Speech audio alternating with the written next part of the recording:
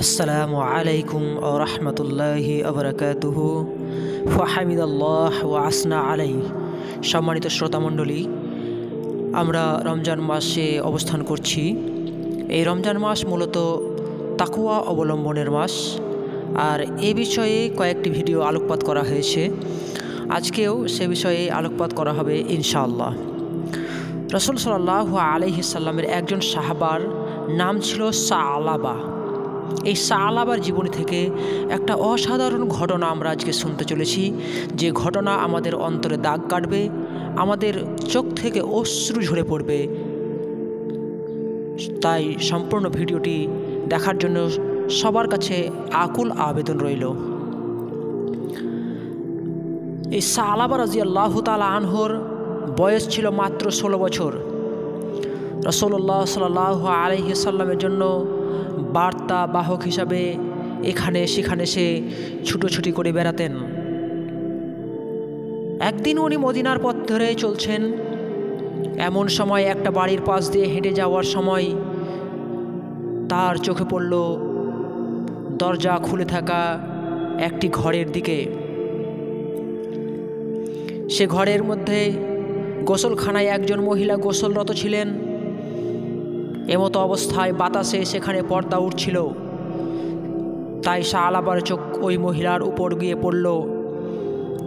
সঙ্গে সঙ্গে উনি দৃষ্টি অবনত করলেন, কিন্তু তার মনে এক গভীর অপরাধবোধ ভরে উঠল। প্রচণ্ড দুঃখ তাকে আচ্ছাদন করল। তার নিজেকে মুনাফিকের মতো লাগছিল। তিনি ভাবলেন, কিভাবে আমি রাসূল সাল্লাল্লাহু আলাইহি সাল্লামের কাছে মুখ দেখাবো?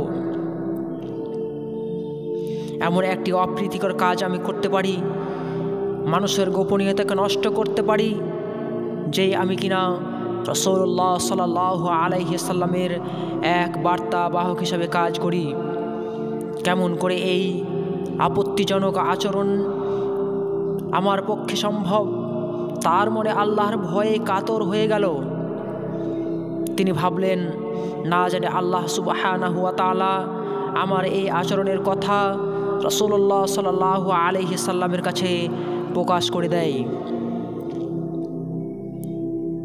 রাসূল সাল্লাল্লাহু আলাইহি সাল্লামের মুখোমুখি হওয়ার ভয়ে, লজ্জায় তিনি তৎক্ষণাৎ ওই স্থান থেকে পালিয়ে গেলেন। অনেক দিন এইভাবে চলে গেল। রাসূলুল্লাহ সাল্লাল্লাহু আলাইহি সাল্লাম অন্যান্য সাহাবীদেরকে সালাবার কথা জিজ্ঞেস করতেই থাকেন, কিন্তু সবাই জানালো একই কথা, কেউ জানে না।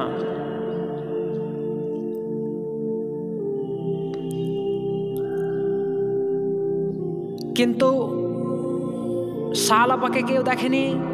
সালাবা কোথায় গেছে কোনো সাহাবী কিরাম জানেন না। রাসূলুল্লাহ সাল্লাল্লাহু আলাইহি সাল্লাম দুশ্চিন্তা ক্রমেই বাড়ছিল।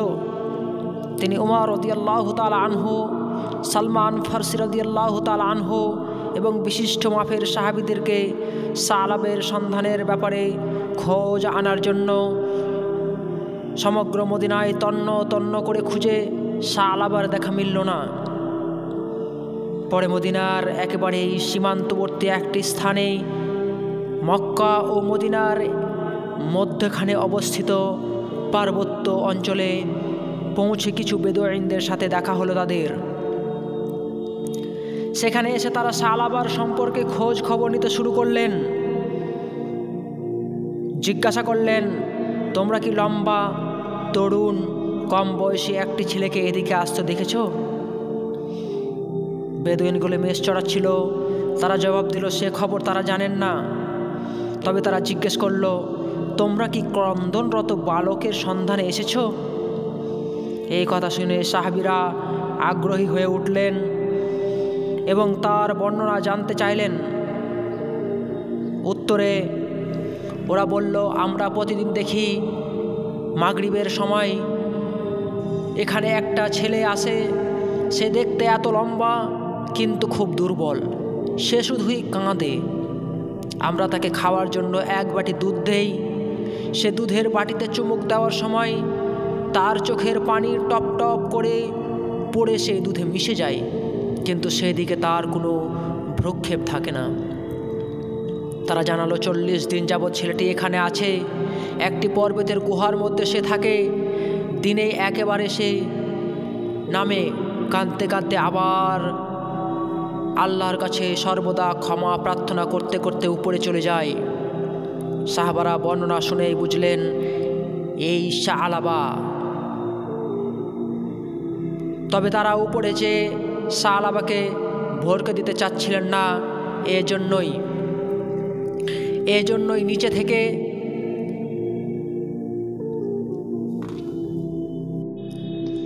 আজও সাআলাবা ক্রন্দনরত অবস্থায় নেমে আসলেন। তার আর কোনো দিকে খেয়াল নেই, কি দুর্বল শরীর হয়ে গেছে তার। বেদুইনদের কথা মতো তারা দেখতে পেল সাআলাবা দুধের বাটি হাতে কাঁদছে, আর তার অশ্রু মিশে একাকার হয়ে যাচ্ছে। তার চেহারায় গভীর বিষাদের চিহ্ন স্পষ্টভাবে প্রকাশ পাচ্ছে। সাহাবারা তাকে বলল, আমাদের সাথে ফিরে চলো। অথচ সাআলাবা যেতে রাজি হচ্ছিল না। তিনি বারবার সাহাবাদেরকে জিজ্ঞেস করতে লাগলেন, আল্লাহ কি আমার মুনাফিকি বিষয় কোনো সূরা নাজিল করেছে? সাহাবারা উত্তরে বললেন, না, আমাদের জানা মতে এমন কোনো আয়াত নাজিল হয়নি। ওমর রাদিয়াল্লাহু আনহু বললেন, রাসূলুল্লাহ সাল্লাল্লাহু আলাইহি সাল্লাম আমাদেরকে তোমাকে নিতে যাওয়ার জন্য পাঠিয়েছেন। তুমি যদি এখন যেতে রাজি না হও, তাহলে তোমাকে আমরা জোর করে ধরে নিয়ে যাব। রাসূল সাল্লাল্লাহু আলাইহি সাল্লামের কথা অমান্য করবেন এমন কোনো সাহাবা ছিল না, কিন্তু সাআলাবা এতটাই লজ্জিত ছিলেন যে ফিরে যেতে চাচ্ছিলেন না।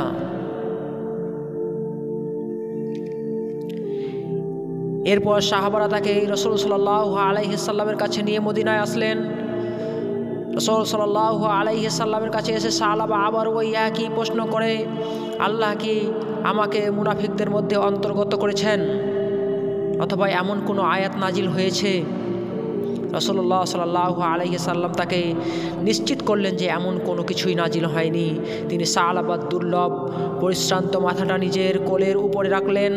সাআলাবা কাঁদতে কাঁদতে বলে উঠল, হে আল্লাহর রাসূল, এমন গুনাহগার ব্যক্তির মাথা আপনার কোল থেকে সরিয়ে দিন। ওনার কাছে মনে হচ্ছিল যেন সে এসব স্নেহের যোগ্য নয়। রাসূল সাল্লাল্লাহু আলাইহি সাল্লাম তাকে সান্ত্বনা দিতেই থাকলেন। আল্লাহর রহমত আর দয়ার উপরে ভরসা করতে বললেন। আল্লাহর কাছে ক্ষমা চাইতে বললেন। এমন সময় সাআলাবা বললেন, হে আল্লাহ রাসূল, আমার এমন মনে হচ্ছে যেন আমার হাড় ও মাংসের মধ্যেই পিঁপড়ে হেঁটে বেড়াচ্ছে। রাসূল সাল্লাল্লাহু আলাইহি ওয়াসাল্লাম বললেন, ওটা হলো মৃত্যুর ফেরেশতা। তোমার সময় এসেছে সাআলাবা, শাহাদাত পড়ো। সাআলাবা শাহাদাত বলতে লাগলেন, আল্লাহ ছাড়া ইবাদতের যোগ্য আর কেউ নেই। মুহাম্মদ রাসূলুল্লাহ সাল্লাল্লাহু আলাইহি সাল্লাম আল্লাহর রাসূল। উনি শাহাদাত বলতেই থাকলেন। এমনভাবে তার রূহ শরীর থেকে বের হয়ে গেল। রাসূলুল্লাহ সাল্লাল্লাহু আলাইহি সাল্লাম সাআলাবা রাদিয়াল্লাহু তাআলা আনহুকে গোসল করিয়ে জানাজার পর কবর দিতে নিয়ে যাচ্ছিলেন। আরও অনেক সাহাবা সাআলাবাকে বহন করে নিয়ে যাচ্ছিলেন। রাসূলুল্লাহ সাল্লাল্লাহু আলাইহি সাল্লাম পা টিপে টিপে অনেক সাবধানে এগিয়ে যাচ্ছিলেন। ওমর রাদিয়াল্লাহু তাআলা আনহু অবাক হয়ে জিজ্ঞাসা করলেন, হে আল্লাহর রাসূল, আপনি এভাবে কেন হাঁটছেন? যেন ভিড়ের মাঝে হেঁটে চলছেন। কত রাস্তার ফাঁক পড়ে আছে, আপনি আরাম করে কেন চলছেন না, হে আল্লাহর রাসূল? উত্তর রাসূল করিম সাল্লাল্লাহু আলাইহি সাল্লাম বললেন, হে ওমর, আমাকে অনেক সাবধানে চলতে হচ্ছে। সমস্ত রাস্তা ফেরেশতাদের দ্বারা ভরে গেছে। সাআলাবার জন্য এত ফেরেশতা এসেছে যে আমি ঠিকমতো হাঁটার জায়গা পাচ্ছি না। সুবহানাল্লাহ। এই সেই সাআলাবা যে ভুলক্রমে একটা মহিলার দিকে চোখ পড়ে গেছিল এবং তারা প্রায়শ্চিত্ত করেছেন, গুনাহের কাজ করা তো দূরের কথা, গুনাহ না করে আল্লাহর কাছে ক্ষমা চেয়ে চেয়ে ব্যাকুল হয়েছেন। কত উঁচু ছিল তাদের মন আল্লাহর দরবারে। চোখে তাদের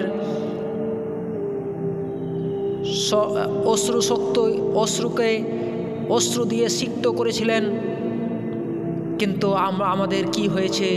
আমরা এত অন্যায় করি, আমাদের এত অন্যায়, কিন্তু আল্লাহর ভয়ে আমাদের মন তো কাঁদে না, আমাদের চোখ দিয়ে তো অশ্রু বেয়ে পড়ে না। আমাদের কি হয়েছে? আমরা কি মরবো না? সম্মানিত শ্রোতামণ্ডলী, সাআলাবা রাদিয়াল্লাহু তাআলা আনহু মাত্র 16 বছরের একটি যুবক। সে ইচ্ছাকৃতভাবে নয়, ভুলক্রমে একটা মহিলার দিকে তার চোখ পড়েছিল, তাই সে এরকমভাবে তওবা করেছিল। আর আমরা তো ইচ্ছা করে করে সারা দিন ধরে আমরা একটা মেয়েকে ভালো দেখলে পরে তার দিকে আমরা বারবার চেয়ে থাকি। সম্মানিত শ্রোতামণ্ডলী, সাআলাবা রাদিয়াল্লাহু তাআলা আনহুর ঘটনা থেকে আমরা কি শিক্ষা গ্রহণ করলাম? সাআলাবা রাদিয়াল্লাহু তাআলা আনহু একটি ভুলের কারণে 40 দিন যাবৎ তিনি পাহাড়ের গুহায় ছিলেন, ক্রন্দনরত অবস্থায়। আমরা শুনছিলাম তাকে বেদুইনরা দুধ পান করতে দিলে সাআলাবা রাদিয়াল্লাহু তাআলা আনহু দুধ পান করার সময় দুধের সঙ্গে চোখের জল মিশে যেত, সেই দিকে তার কোনো ভ্রুক্ষেপ থাকতো না। সেই সাআলাবা রাদিয়াল্লাহু তাআলা আনহু ভুল করার জন্য এত প্রায়শ্চিত্ত করেছেন, গুনাহের কাজ তো দূরের কথা, তিনি আর আল্লাহর কাছে এত ক্ষমা চেয়েছিলেন যে কত উঁচু ছিলেন যে তাদের চোখে তাকে নেয়ার জন্য ফেরেশতাদের আগমন রাস্তা ভরে গিয়েছিল। এই সব ফেরেশতারা নেমে এসেছে শুধু সাআলাবা রাদিয়াল্লাহু তাআলা আনহুর জন্য, তার জন্য দোয়া করার জন্য, তাকে নিয়ে যাওয়ার জন্য। আর আমরা সারাদিন জেনে জেনে এত ভুল করি, এত গুনাহ করি, অনুশোচনা করি না, উল্টা আমাদের পছন্দ মতো কিছু না হলেই আল্লাহর আদেশের উপরে অসন্তোষ প্রকাশ করতে থাকি, জীবন নিয়ে নালিশ করতে থাকি। একটা হাদিসে এইভাবে বর্ণনা হয়েছে, মুমিন বান্দার কাছে তার গুনাহগুলো এমন যেন এখনই পাহাড় ভেঙে তার মাথার উপর পড়বে, আর একজন দুর্বৃত্তকারীর কাছে গুনাহ এমন যেন মাছি এসে তার নাকের উপরে উড়াউড়ি করছে, আর সে হাত নাড়িয়ে সেটাকে সরিয়ে দিল।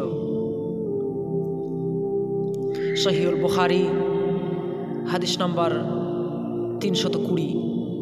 প্রিয় মুসলিম ভাই সকল, আসুন আমরা আল্লাহকে ভয় করি, আল্লাহকে ভয় করে আমরা কাঁদতে শিখি এই সাআলাবা রাদিয়াল্লাহু তাআলা আনহুর মতো। আল্লাহ তাআলা আমাদের তাকওয়াকে বাড়িয়ে দিন, আমিন।